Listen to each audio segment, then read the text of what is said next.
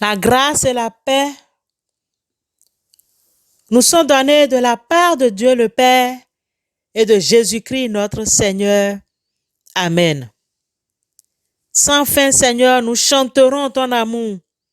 D'âge en âge, nous proclamerons ta fidélité.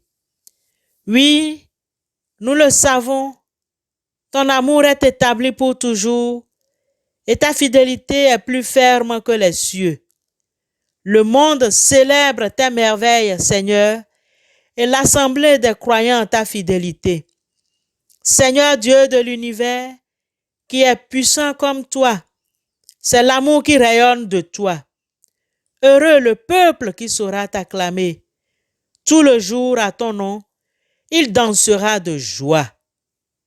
Bien-aimés en Christ, c'est avec ces versets du psaume 89 que nous vous saluons très fraternellement au nom du Père, du Fils et du Saint-Esprit. Amen.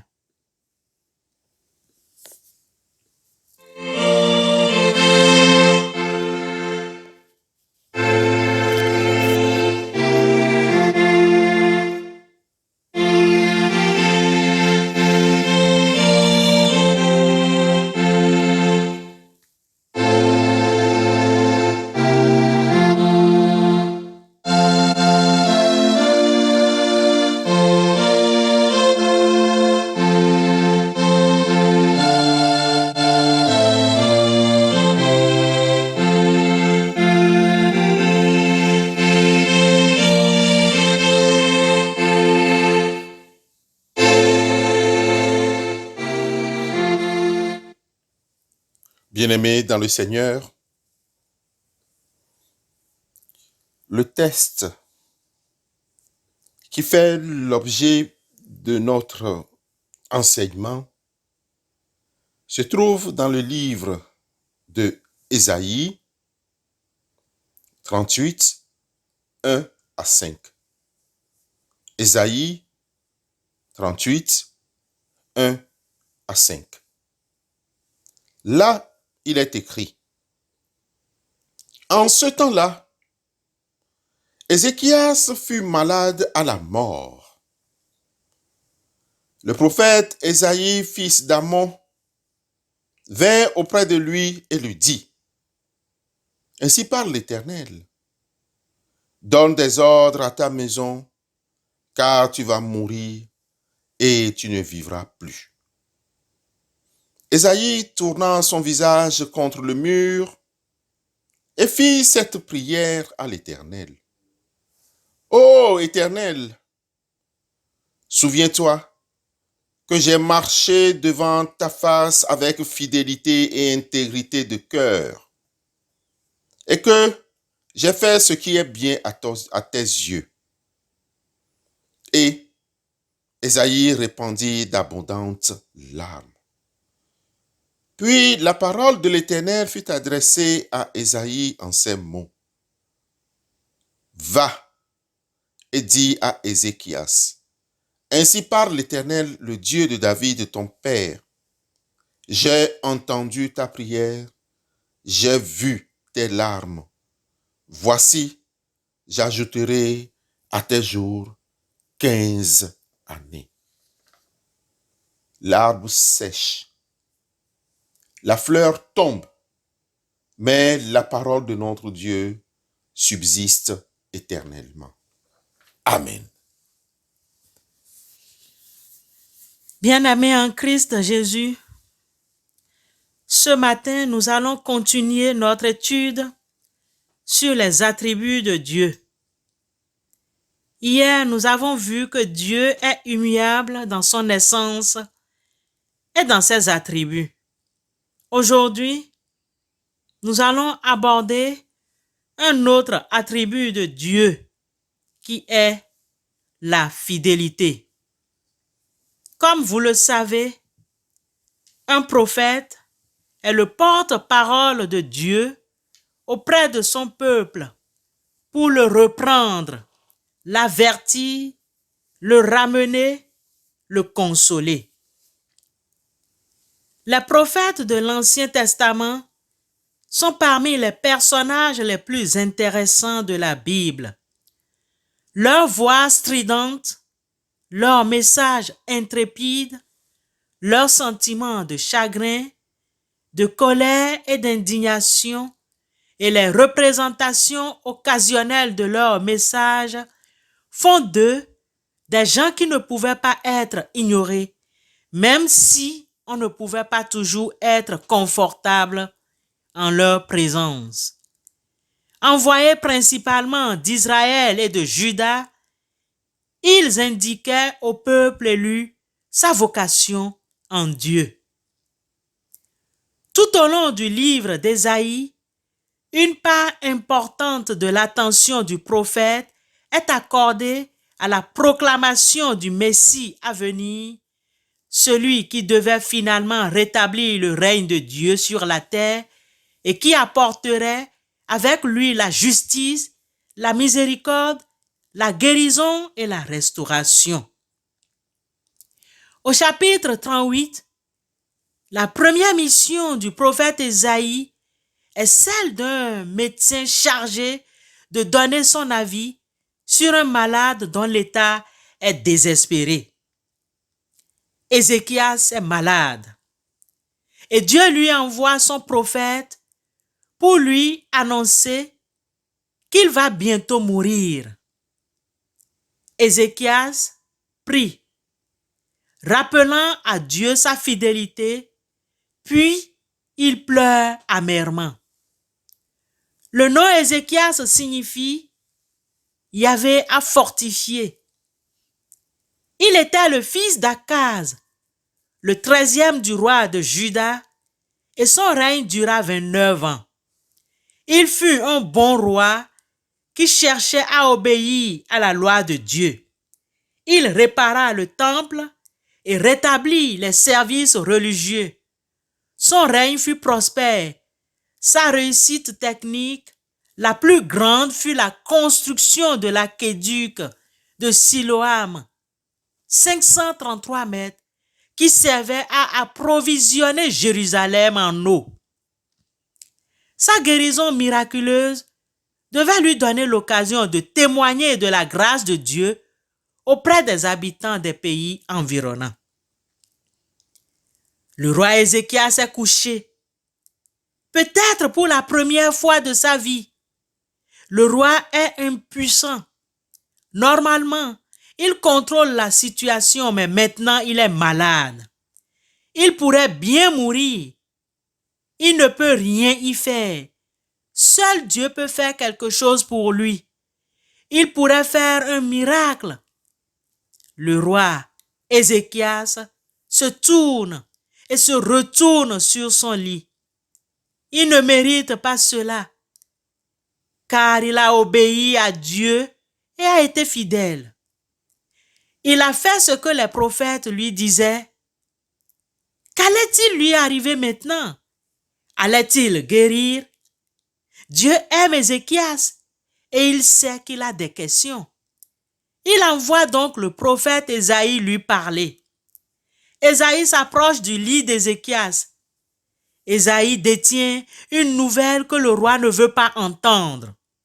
Le prophète lève le doigt vers le ciel et fait semblant de parler à Ézéchias. Il dit au roi aussi gentiment.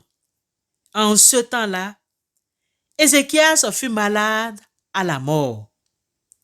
Le prophète Ésaïe, fils d'Amoz, vint auprès de lui et lui dit, « Ainsi parle l'Éternel, donne tes ordres à ta maison, car tu vas mourir et tu ne vivras plus. » Ésaïe 38, 1. Puis, le prophète le quitte. Il quitte le palais du roi. Le roi Ézéchias tourne son visage vers le mur, loin de ses serviteurs, et se met à pleurer. Il se met à sangloter profondément en pleurant, et le bruit s'en répand dans tout le palais. Les serviteurs sont effrayés. Ils veulent aider, mais ils ne le peuvent pas. Dans cet instant d'immense faiblesse, le roi se tourne vers Dieu et prie. Il revoit toute sa vie passée à suivre Dieu. Ô Éternel, souviens-toi que j'ai marché dans ta face avec fidélité et intégrité de cœur et que j'ai fait ce qui est bien à tes yeux. Et Ézéchias répandit d'abondantes larmes. Verset 3. Dieu a pitié d'Ézéchias. Il renvoie son prophète vers le roi avec un nouveau message. J'ai entendu ta prière et j'ai vu tes larmes. J'ajouterai 15 années à ta vie. Voici le signe que le Seigneur te donne pour te montrer qu'il fera ce qu'il a promis. Sur l'escalier d'Akaz qui était au soleil, l'ombre est descendue. Eh bien, le Seigneur va la faire remonter de 10 marches. Il a entendu sa prière, vu ses larmes et ajoutera 15 années à sa vie. Dieu lui donne même un signe de sa guérison en promettant de reculer de 10 degrés l'ombre sur les décrets d'Akaz au verset 8. Dieu tient sa promesse. Dieu tient sa promesse. Ézéchias guérit et écrit un psaume pour remercier Dieu d'avoir exaucé sa prière. Ésaïe 38, 9 à 20. Ézéchias vécut encore 15 ans et continua de servir le Seigneur. Plus tard, quand Ézéchias écrivit l'histoire de ce miracle, il dit que son cadeau à Dieu pour avoir été guéri serait de raconter cette expérience à ses enfants et de louer Dieu pour sa fidélité. Ézéchias sourit et lève la main vers le ciel. Il dit avec une grande confiance, « Le Seigneur me sauvera et nous chanterons avec des instruments à cordes tous les jours de notre vie dans le temple de l'Éternel. » Tous n'ont pas l'occasion d'être l'objet d'un miracle comme le roi Ézéchias. Des gens tombent malades et meurent. Dieu est triste quand nous souffrons.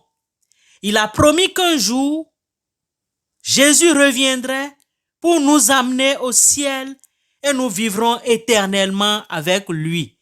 Et personne ne tombera plus malade ni ne mourra. Nous pouvons croire en cette promesse parce que Dieu tient ses promesses, tout comme il a fait pour Ézéchias. La Bible présente un Dieu parfaitement digne de confiance. Il est la source absolue de toute vérité dans tous les domaines de l'existence. La confiance en la véracité de Dieu est une chose très importante pour le chrétien.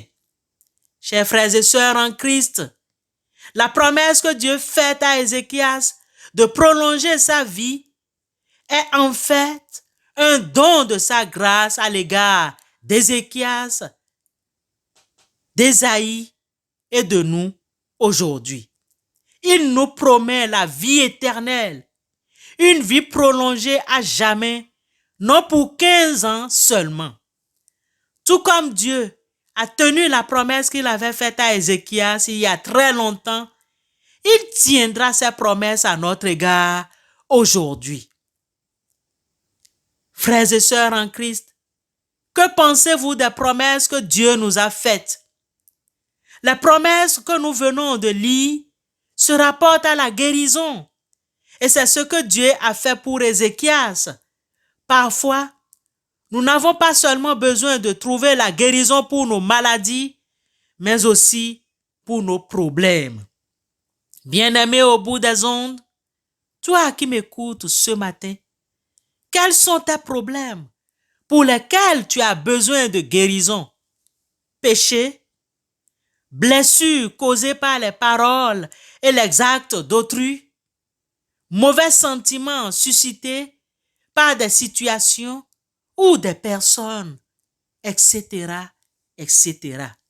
S'il t'arrive d'être malade ou de te faire du souci, pense aux promesses de Dieu.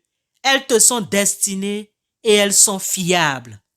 Dieu nous a fait des centaines de promesses dans sa parole et il les tient toutes. C'est passionnant de regarder ce que Dieu va faire encore. Préfères-tu te faire du souci ou croire dans les promesses divines? Pourquoi? Parce que se faire du souci ne fait qu'aggraver la situation. Tu peux compter sur un Dieu qui tient ses promesses. Il ne nous laisse pas orphelins. C'est important de comprendre que jamais notre Dieu d'amour ne nous abandonnera, quelle que soit la situation. Lorsque Dieu nous fait une promesse, il l'accomplit. Toujours, même si son temps n'est pas notre temps. Nous pouvons attendre l'accomplissement de ses promesses avec espérance et confiance. Comme c'est merveilleux de savoir que nous pouvons toujours compter sur lui, car sa fidélité durera toujours. Il ne change pas et sa promesse s'accomplissent toutes dans son temps. Et la plus belle promesse n'est-elle pas que nous sommes réconciliés avec lui en Jésus-Christ notre Sauveur?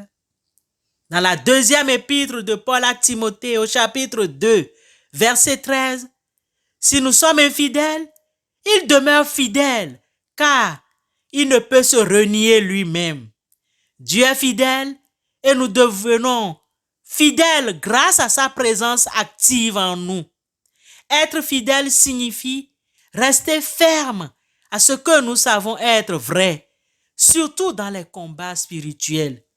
Les conflits spirituels entre la vérité et l'erreur, le bien et le mal viendront sûrement. Ils font partie du combat de la foi. La décision qui marche, les économes, dans tous les cas, est le choix d'être fidèle. Si vous aimez la richesse, n'oubliez pas de rester fidèle à Dieu et à ce qu'il dit sur les dangers de l'amour de l'argent. Si vous avez envie d'être célèbre, restez fidèle à ce que la parole de Dieu dit sur l'humilité. Si vous avez du mal avec des pensées sensuelles, restez fidèle aux promesses de sainteté. Si vous recherchez l'honneur, restez fidèle à ce que Dieu dit sur la terre, d'être un serviteur de tous. Le choix d'être fidèle ou infidèle se fait souvent en une fraction de seconde, même si les conséquences peuvent être éternelles. Restons fidèles jusqu'au bout, malgré les épreuves, bien-aimés. Les souffrances ou les calomnies, car rien n'est plus merveilleux que l'amour du Sauveur. Que le Seigneur nous aide à toujours garder sa parole avec fidélité et à le servir avec vérité et amour, car il en est digne. Amen.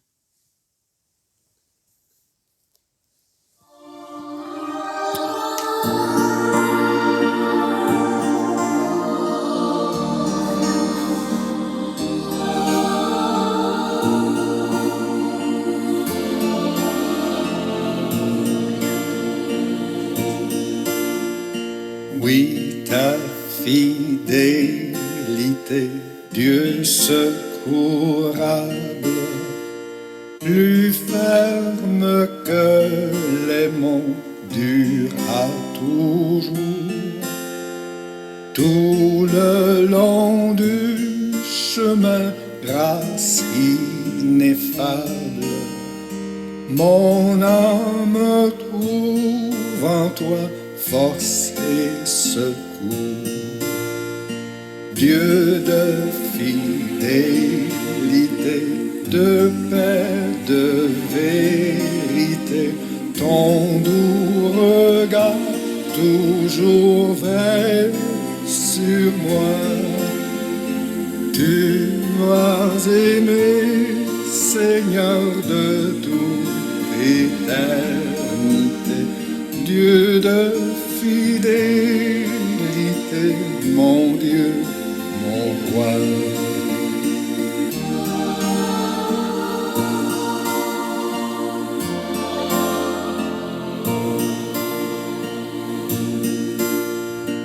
Les astres dans les cieux et sur la terre, tes œuvres en tout lieu chantent en chœur de ton pouvoir divin le grand mystère.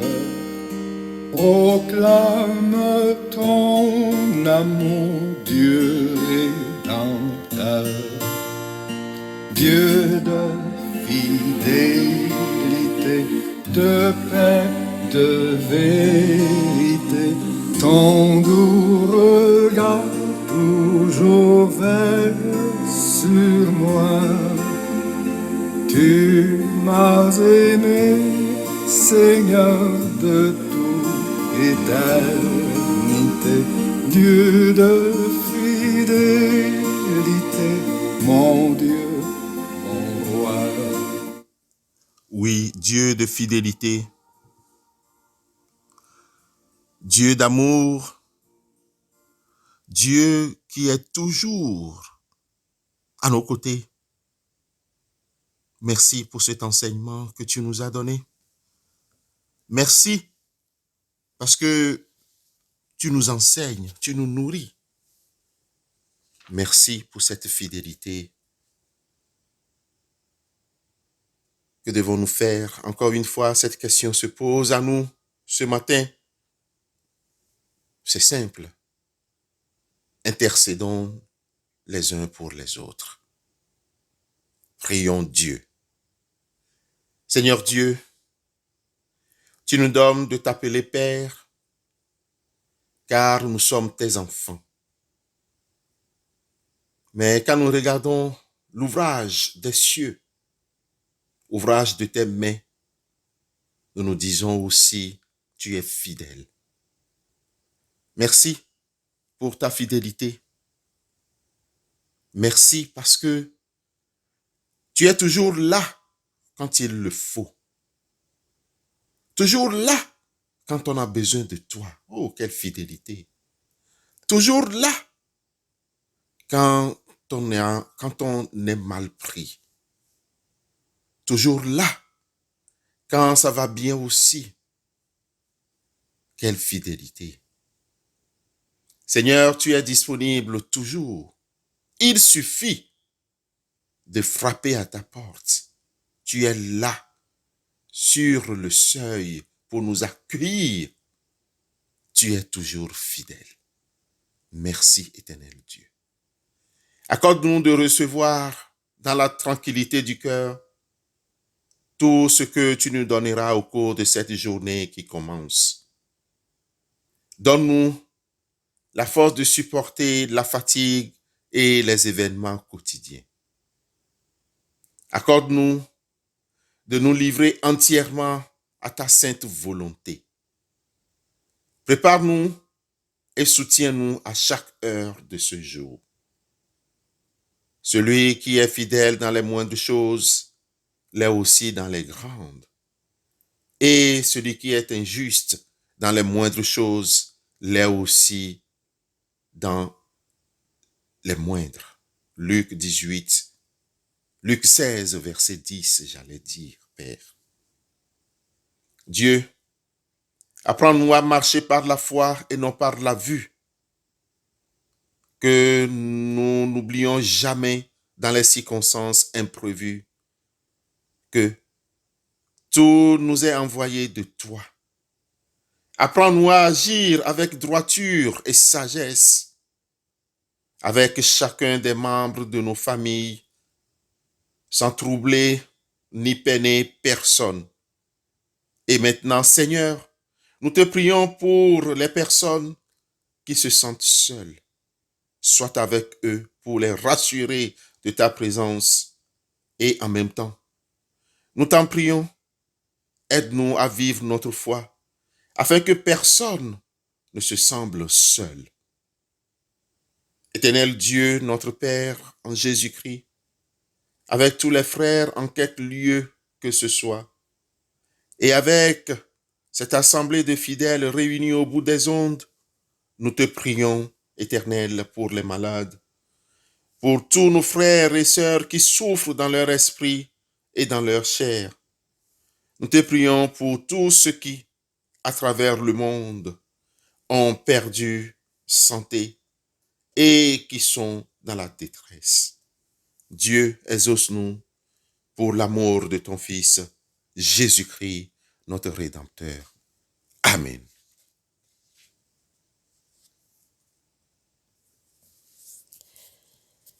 Chers frères et sœurs, écoutons l'exhortation et recevons la bénédiction de la part de Dieu. J'ai entendu ta prière et j'ai vu tes larmes. J'ajouterai 15 années à ta vie. D'âge en âge, l'Éternel règne. Il est fidèle pour toujours. Que le Dieu de l'espérance nous remplisse de toute joie et de toute paix dans la foi, afin que nous débordions d'espérance par la puissance de l'Esprit Saint. Amen.